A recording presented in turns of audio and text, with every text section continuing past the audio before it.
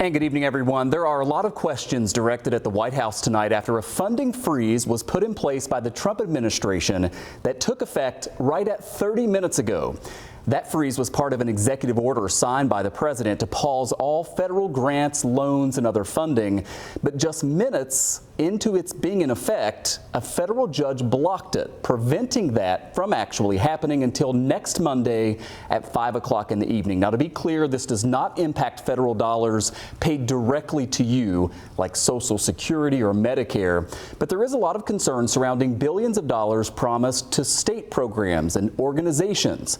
Now, there was a lot of confusion all day long with that temporary pause appearing to impact nonprofits like Meals on Wheels and Head Start, also programs in our local schools, federally funded infrastructure projects for local roads and bridges, federal grants for universities and hospitals for research.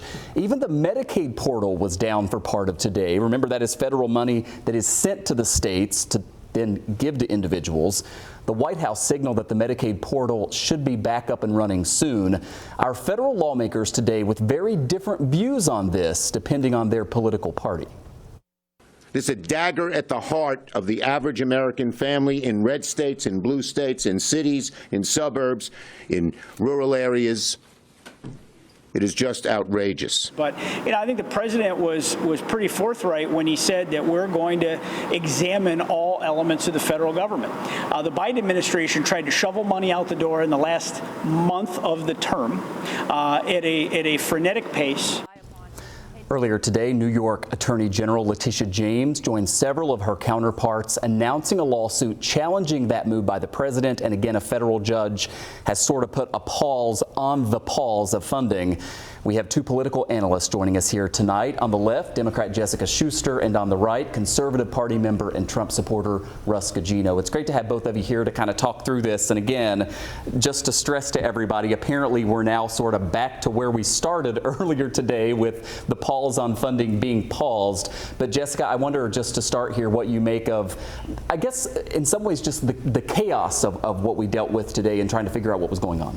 Yeah, well, look, anybody who watched Carolyn Leavitt's press conference heard her take some veiled jabs at President Biden being asleep above the Oval Office. If President Biden was asleep in the Oval Office, I think President Donald Trump is drunk behind the wheel. And the American public will have to decide who is the danger at this point. I think that what we have seen is, at best, Trump administration incompetency and overreach, which is at worst a constitutional crisis unraveled today. Russ, I'm going to assume that you see it differently. I know that you're a big Trump supporter. The president had signaled a few days ago with this executive order that this was going to happen, although a judge has now blocked it. Well, don't forget, this affected programs, not people. By that I mean Social Security, Medicare, and so on wasn't affected. But two decisions that came out here, just two. One was they caught $37 million going to the World Health Organization. That got squeezed. That's not going to happen. Taxpayers just saved $37 billion. Another program that got freezed because of this program was $50 million of condoms going to Gaza. Is that something we want the American taxpayer to pay? Of course not. So it's not a freeze so much as it's a review.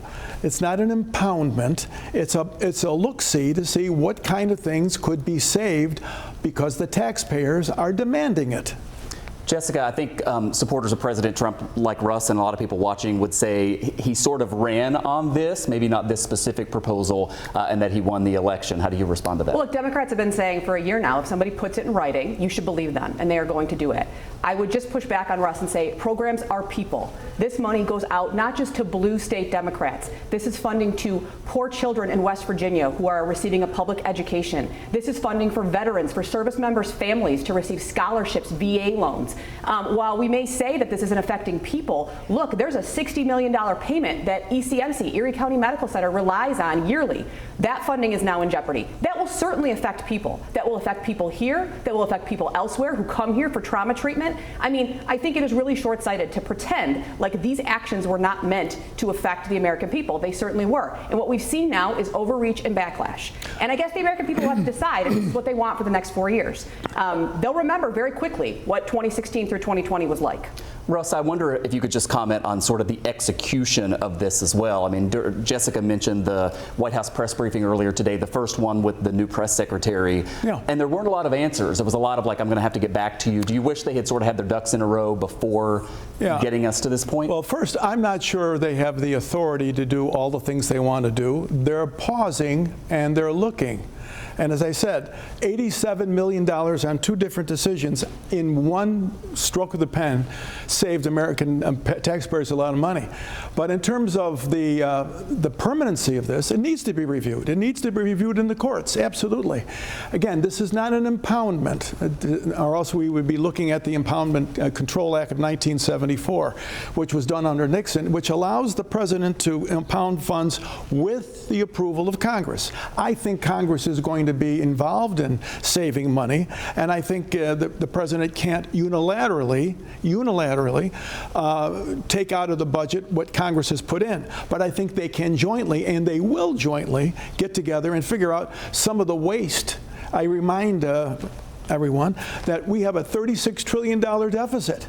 We've got several $1 trillion just this year. You can't just keep spending the money as we have and expect that deficit to go down. So this is a responsible thing to do, and it's sparking decisions on the part of lawmakers to review this. I think it will be reviewed, and I think money will be saved. I think that is what we're all about. And just to remind everyone, a federal judge has put the funding freeze on pause at least until Monday at 5 o'clock as both sides will make their case. Jessica Schuster, Russ Gugino, thanks to both of you for coming in. We really appreciate it. Thank you. Thank you. All right.